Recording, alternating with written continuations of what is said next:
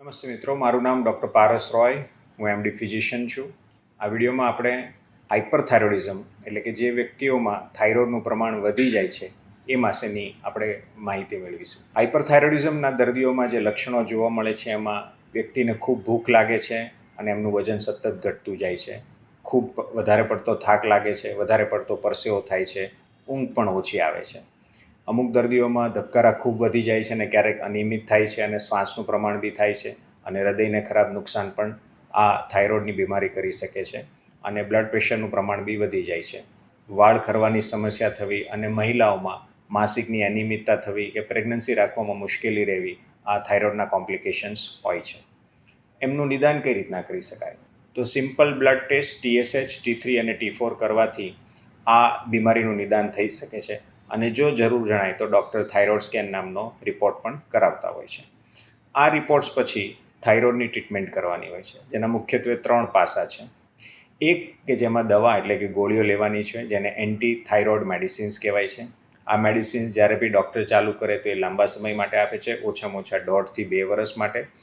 અમુક લોકોમાં આટલા કોર્સ કર્યા પછી થાઇરોઇડની બીમારી સારી થાય છે, પણ મોટાભાગના દર્દીઓને પછી દવા લાંબો સમય લેવાની જરૂર પડતી હોય છે અને ત્યારે ડૉક્ટર એમને બીજી ટ્રીટમેન્ટની સલાહ આપે છે.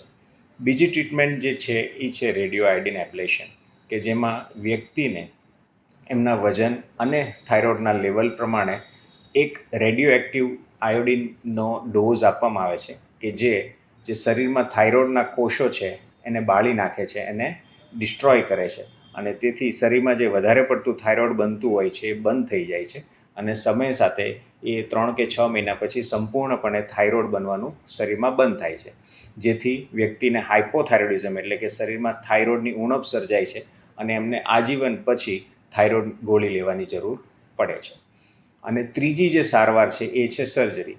જ્યારે થાઇરોઇડ મેડિસિન્સ એટલે કે એન્ટીથાઇરોઇડ મેડિસિન્સ અને રેડિયો આયોડિન એબ્લેશન ના કરી શકાય તો વ્યક્તિને સર્જરીની સલાહ આપવામાં આવે છે, કે જેમાં ડૉક્ટર થાઇરોઇડ શરીરમાંથી રિમૂવ કરે છે એટલે કાઢી નાખે છે અને તેથી વ્યક્તિમાં થાઇરોઇડની ઉણપ સર્જાય છે અને એમને થાઇરોઇડની દવા આજીવન લેવી પડે છે.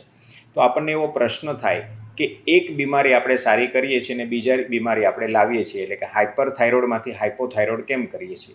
તો એનું કારણ એ છે કે હાઇપરથાઇરોઇડ એટલે કે જે થાઇરોઇડ વધે છે ને એની દવા છે એની સાઇડ ઇફેક્ટ્સ ઘણી બધી વધારે હોય છે અને રિપોર્ટ્સ બી ખૂબ સમયાંતરે વધારે આપણે કરવા પડે છે. જ્યારે હાઇપોથાઇરોઇડિઝમ કે જેમાં થાઇરોઇડ ઘટી જાય છે એ દવાઓ એકવાર ડોઝ ચાલુ કર્યા પછી યુઝ્યુઅલી વર્ષે અમે રિપોર્ટ કરાવતા હોઈએ છીએ ને એની કોઈ સાઇડ ઇફેક્ટ્સ હોતી નથી. તેની માટે જે હાઇપરથાઇરોઇડિઝમના દર્દીઓમાં અમારો ગોલ હોય છે કે હાઇપરથાઇરોઇડિઝમમાંથી હાઇપોથાઇરોઇડિઝમ તરફ વ્યક્તિને લઈ જઈએ.